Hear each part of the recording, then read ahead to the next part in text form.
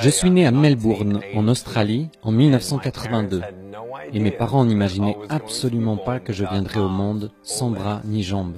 Je suis la seule personne sans bras ni jambes que j'ai jamais vue.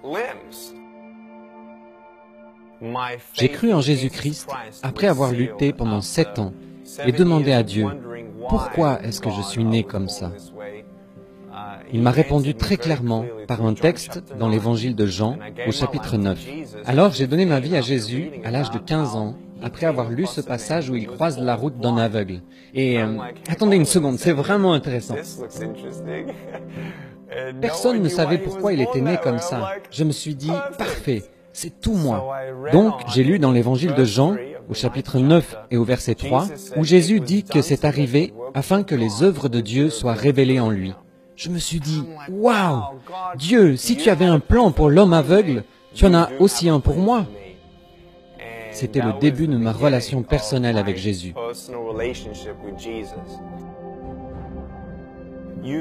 Des groupes de jeunes, des églises ont commencé à me solliciter.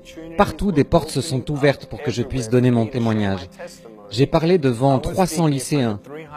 Au bout de 3 minutes, la moitié des filles s'étaient mises à pleurer.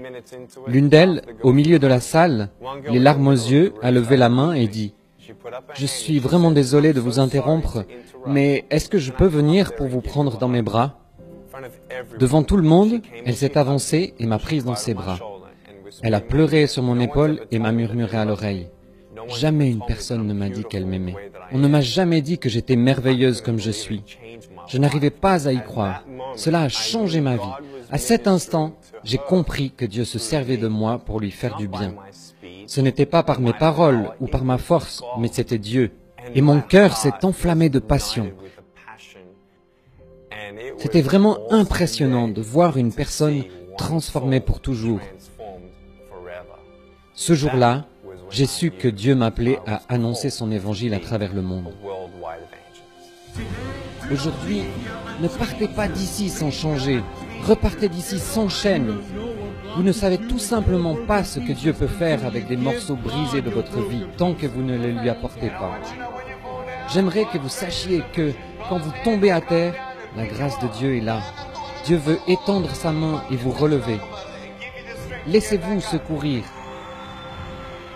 Durant les 7 premières années de mon ministère, Dieu m'a ouvert des portes qui m'ont conduit à parler 2000 fois dans 44 pays sur 6 continents. Des campus universitaires comptant 40 000 étudiants en Chine, en passant par l'Inde, où j'ai parlé à des victimes de l'esclavage sexuel, et à une foule de 110 000 personnes réunies dans la jungle.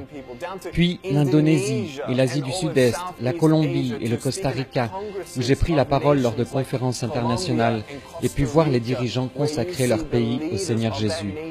La Corée, où j'ai abordé le thème de la dépression et du suicide devant un public de jeunes, jusqu'en Europe de l'Est et notamment en Serbie, en Slovénie et en Croatie.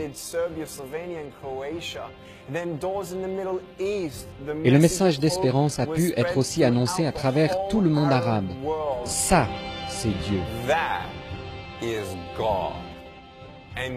Et nous savons que nous n'en sommes qu'au début. Par la grâce de Dieu, nous avons vu de nos yeux un demi-million de personnes dire oui à Jésus et être mises en contact avec une église locale. Aussi fou que cela puisse paraître, avec notre association Life Without Limbs, nous avons pour but de prêcher à chaque personne de la planète, 7 milliards de personnes. Nous croyons qu'il est possible d'atteindre ce but, car le Saint-Esprit est en train de réunir des personnes souhaitant s'engager et nous soutenir dans notre envoi pour accomplir cette mission.